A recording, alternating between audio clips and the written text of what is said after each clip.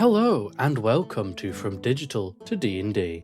For those of you unaware, this series sees a character from fiction receive a stat block for you to use in your games of D&D along with ways to use them. Naturally, any character that features in the series belongs to its respective owners. I've been told I need to keep this one quick, as today's star only has 7 minutes to play with us. Witness the cunning power of Albert Wesker. You've really become quite an inconvenience for me.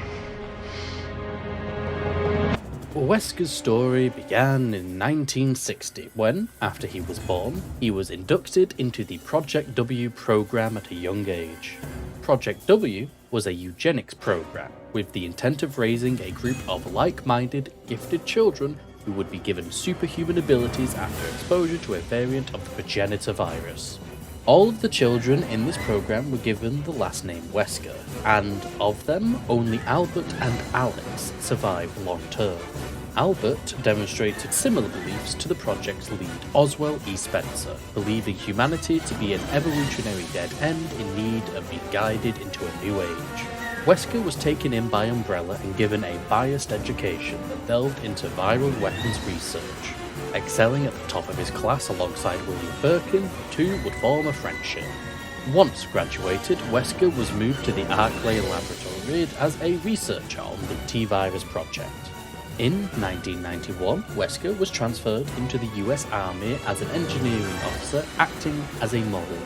By 1996, Wesker became the head of Raccoon City's STARS. Serving as Umbrella's unofficial police force, Wesker ensured the special operatives of STARS served Umbrella's will, knowingly or otherwise. In 1998, an outbreak occurred in the Arkway lab that caught the eye of the public. As a result, STARS was sent in to the Spencer mansion. Before heading out, Wesker was gifted a special strain of the T-Virus by Dr. Birkin, meant to enhance Wesker's strength and regenerative capabilities.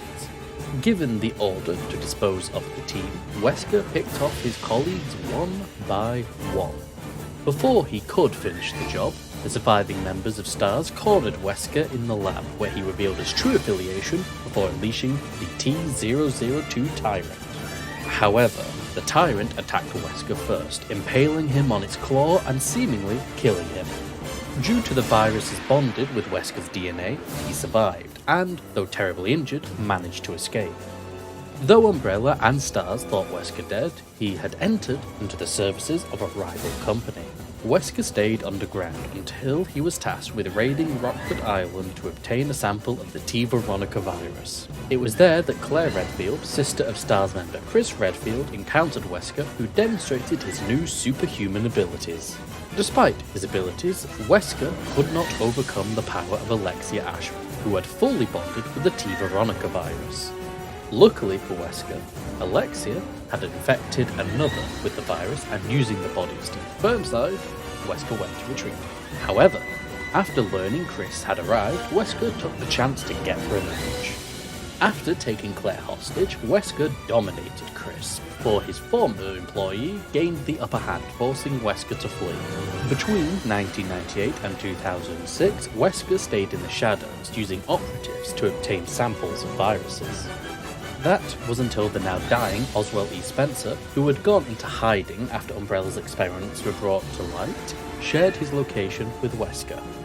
It was at the Spencer estate that Wesker was told about his origin, about Project W. The truth revealed that night answered many questions Wesker had for years. Seeing no use in keeping Spencer around, Wesker murdered his creator before being confronted by Chris Redfield and Jill Valentine. Wesker made short work of the two and moved to kill Chris before Jill tackled Wesker out of a window on the edge of a cliff. The two were presumed dead. In truth, Wesker survived and took Jill captive. It was that fateful night Wesker created the Ouroboros Project, which aimed to create a virus capable of killing anyone with undesirable genetic qualities whilst enhancing the pure. 2009 saw the project finish. With the aid of Tricell's resources, Wesker acquired the means to spread the virus across the globe.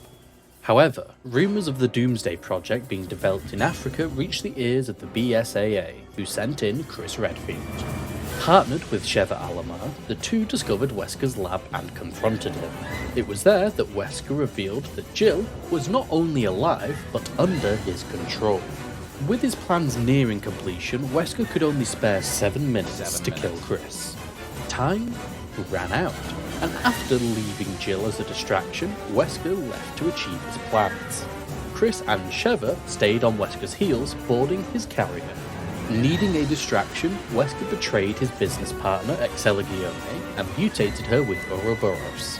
However, it was during this time that the team learned of Wesker's weakness. The virus William Birkin gave him all those years ago was not perfect, and Wesker had to take a precise amount of a serum called PG67A/W to keep his powers in check. Wesker had finished loading missiles of Ouroboros onto a stealth bomber, where he was confronted one last time by Chris and Sheva. During their battle, the two injected him with the serum, which made Wesker's senses go feral.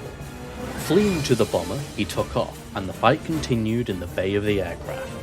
The aircraft was damaged before it could reach the required altitude for complete global saturation. It then crashed into an active volcano. With his plan foiled, Wesker exposed himself to Ouroboros and bonded with it, his sole plan now to murder Chris and Sheva. The fight concluded with Wesker being dropped into the active lava, and before he could drag the others with him, he was blown up by 2 rocket launchers. It is here that Wesker's story ends, though the legacy he left behind has endured for years to come. As one of the sole survivors of Project W, Wesker was bestowed with advantageous genetics from his parents. As a result, he has unrivaled intellectual and physical potential. After being exposed to the progenitor virus, Wesker went from an exceptional humanoid specimen to a superhuman. Before his powers came into effect, Wesker was a master of martial arts and an incredible marksman, handy with almost any firearm he picked up. But after his ascension, he relied on these primitive tools far less. The only weapon Wesker kept on hand was his custom-made samurai edge pistol. This Beretta 92F was modified by Wesker himself at Kendo Gun Shop and packs a far stronger punch than the standard model. His mind was sharpened by his specialised education, and by the time he reached adulthood, Wesker was ruthless and cunning. A prodigy in science, bioengineering, chemistry, virology, military strategies, and other forms of technology, Wesker possesses an IQ of 180. That is around the same level as Albert Einstein. But after being infected, Wesker became something altogether new. His considerable strength turned superhuman. He could toss fully grown men through the air with a single strike and lift them with ease. At his peak, Wesker could overpower super tyrants, killing them with a single strike.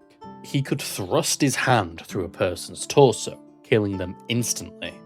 He could toss missiles through the air with enough force that they detonated on impact. Even Chris Redfield, capable of punching a giant boulder away, could barely make Wesker flinch. Which leads to his durability. Conventional firearms had less of an impact on Wesker. Bullets still penetrated the skin but would not go far, allowing Wesker to bounce back far sooner, which, when paired with his regenerative abilities, made Wesker near invincible. Even a fatal stab through the chest from the T-002 only knocked Wesker out for a while, and that was when his powers first kicked in. So long as Wesker's body remains intact, he will return from the dead a short while later. After years of honing his skills, only the heavy rounds of a magnum can make Wesker stumble for a few seconds. This durability is made moot, however, as Wesker possesses a speed few can match. At his top speed, Wesker can move so fast that he appears to be teleporting, meaning he can weave through gunfire with extreme precision. His reaction time is so precise that he can catch an RPG even when caught off guard and hold it at bay. By the way, the rocket exploding in his face merely dazes him for a few seconds. His powers, however, come at a cost. The virus is unstable. and Wesker must take a serum called PG67A/W to keep it in check. If he fails to take this regularly, his powers are diminished. And if he takes too much, it acts like a poison, making the virus go haywire and leaving him vulnerable. But Wesker's most powerful asset is his sunglasses. After his exposure to the virus, his eyes turned red and cat-like, and these glasses conceal that mutation. As a result, these glasses are quite thick and protect Wesker's eyes from bright light. And knocking them off does nothing, as he always seems to have a backup pair. With all this power, it is no surprise Wesker considers himself a god amongst men. Wesker is one of my favourite villains in Resident Evil, and doing him justice was harder than you'd think. I invite you to go through his full stat sheet, but let's pick out some highlights. Let's start with Wesker's one weakness, PG67A/W. Wesker has to take this serum once per week. If he fails to do so, he is poisoned until he takes a dose. Whilst poisoned from not taking his serum, Wesker cannot use any of his traits. This means no regeneration, no AC boost, no nothing. But as we see in RE5, taking too much also harms Wesker.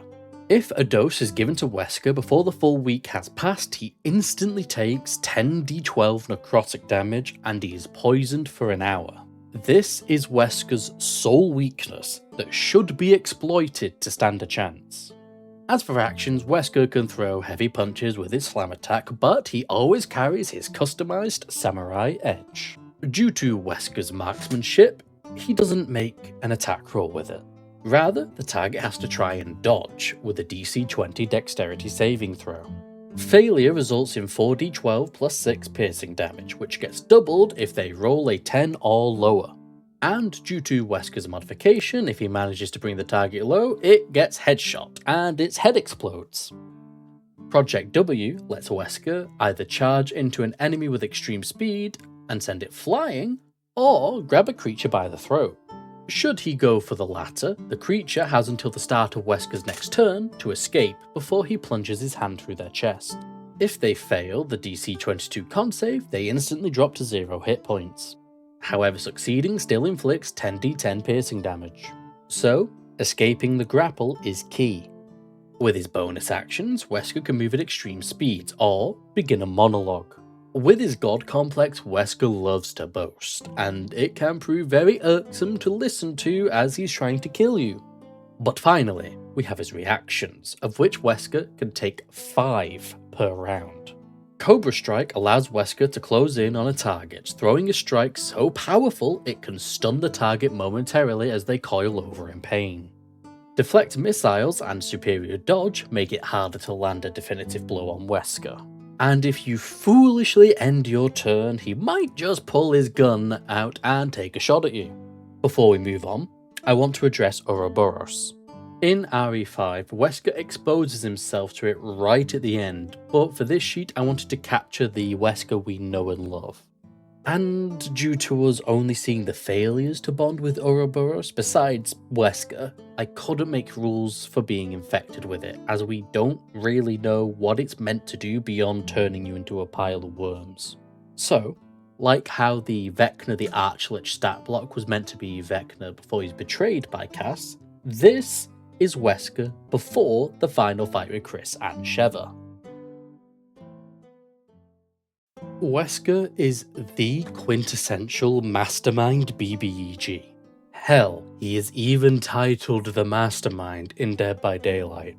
He is the one who pulls the strings, orchestrating events to further his goals. Wesker will branch out to terrorists, rival companies, or anyone really who can offer him something he requires. So, when a group of bandits suddenly have zombie dogs, it's probably because someone tied to Wesker sold it to them. Research requires capital, and many morally questionable groups will pay top dollar for bioorganic weapons. Imagine two kingdoms at war, and reports come in that one particular general on the enemy side has apparently unleashed some new monster. After the party track the general down, and they find that the general has purchased a virus being sold by a mysterious person. The general injects themselves with this virus and mutates into a horrific monster. But their death leaves behind a clue to where these bioweapons are coming from. The trail leads them to a manufacturing company with a hidden lab, holding all manner of nightmarish monstrosities and undead. Wesker will keep himself hidden until he feels it is safe to reveal himself, or he has no other choice. When he revealed himself in RE5 to Chris, it was not just for petty revenge, but it was also to stall them so his weapons could be loaded onto his ship. Perhaps the party, now becoming a nuisance to Wesker's plans, decides to test them and stall them. The party think they have cornered the mastermind of all these troubles, only to find themselves outmatched horribly. It becomes a game of survival as Wesker mocks them, finding the party pathetic and not worth his effort. Imagine a dungeon crawl where the second half is you fleeing Wesker, who stalks you back through the dungeon to the exit. You can't confront him, only run and hide. Eventually, the 7 minutes he claimed to have spare run out, and Wesker departs with one last insult. Looking around, the party discover Wesker's plan. He has created a doomsday virus meant to wipe out 99% of all life that does not fit into his view of perfection. The party now races to chase after Wesker before he can unleash Ouroboros on the world. During this chase, they discover a tucked-away note that explains the source of Wesker's powers, and that he needs PG67A/W to remain strong. Finding a vial of this serum takes time, and the doomsday clock grows closer to midnight. By the time they catch up with Wesker, he still deems them as lesser, but their persistence makes them an inconvenience. The final fight begins, and due to Wesker's arrogance, the party gain the upper hand. Should the party come out on top, they best double tap, as Wesker may spring back and flee, preparing his next attack on the world. You could even have Wesker appear as a side villain earlier on, as he does in Code Veronica. He is a major threat, but not the primary target. Once he gets what he needs, he departs and leaves the party to their fate. The ego of Wesker knows no bounds, which will make finally bringing him low truly satisfying.